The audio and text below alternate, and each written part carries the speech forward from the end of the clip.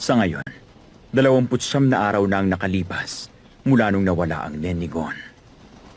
Sigurado ka bang okay lang na isama natin ang dalawang batang yan? Hindi ba parang binabali natin ang pangako natin dun sa matanda?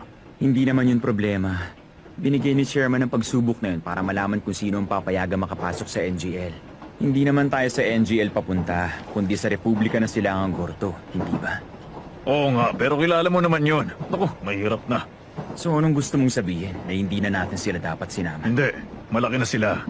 Hindi na sila uhuging bata. Hindi na natin sila kailangan bantayan. Kaya na nilang alagaan ang mga sarili nila ngayon. Sang-ayon ako na kaya ni Killua, pero kay Gon hindi masyado.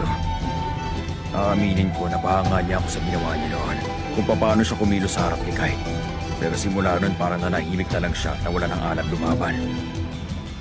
Napansin ko rin na hindi siya ganoon kapokus sa tuwing oras ng pagsasanay nila. Hindi rin siya consistent. Pabago-bago ang level na performance niya. Pero yun nga ang dahilan at masasabi natin consistent ang inconsistency niya.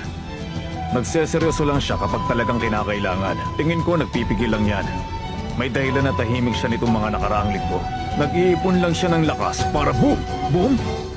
Kapag sinindihan niya uli ang alab, maglalagablab yun. At sasabog, pero sa harap lang ng kalaban. Kapag nagkaharap na sila ng pinakakinamumuhian niya, basta, makikita natin kung tama ako. Bukas na manunumbalik ang ora ni Gon, hindi ba? At naghihintay na ang mga kalaban!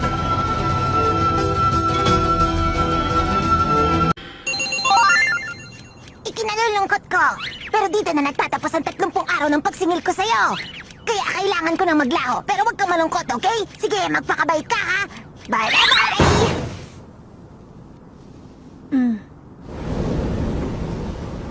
Ayan, okay na!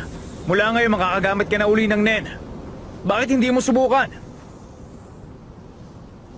Gon, pasensya ka na pero hindi pa rin ako ganun kakumbinsido na dapat ka naming isama. Huh? Gusto ko makita kung talagang karapat-dapat kang sumabak sa gerang to. Kunwari, ako yung kimeraan na gumawa nun kay Kite. Ipakita mo sa akin ang gagawin mo. Pag di ako nakontento, papapalitan kita ng ibang hunter. Si Master talaga ang gulo. Siya nga itong nagsabing okay na isama sila tapos ngayon. Gon! Ipakita mo na sa kanya! Yung jajakin mo!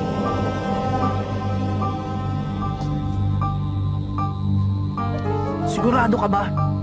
Huwag mo akong insultuin! Kapag naramdaman ko nag-alinlangan ka kahit konti, tanggal ka na sa grupo, maliwanag! Maliwanag.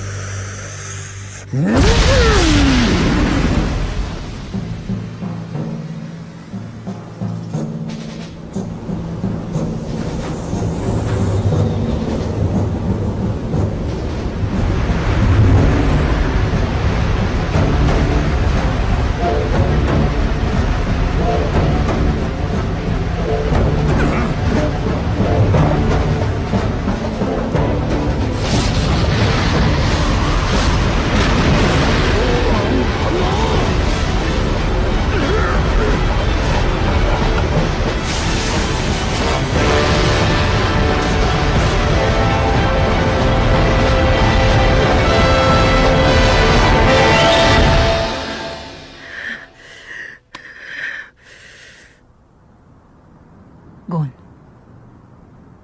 Okay na yun. Oh, kontento ka na ba? Oh,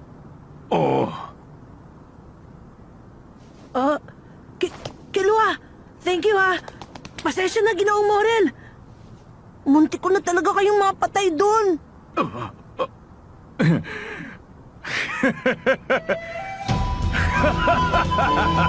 okay ka bata. Nadali mo ako dun ha. Tulad ng mga tunay na henyo hunter, may tinatago kang kapaliwan. Okay, simulan na natin ang plano. Gawin niyo ang anumang kinakailangan para magtagumpay ang misyon.